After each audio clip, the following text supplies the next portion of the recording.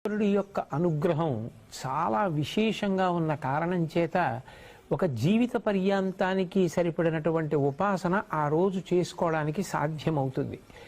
అటువంటి వాటిలో ఒక తిథి మహాశివరాత్రి. అందుకే జన్మానికి ఒక శివరాత్రి అని పేరు వచ్చింది.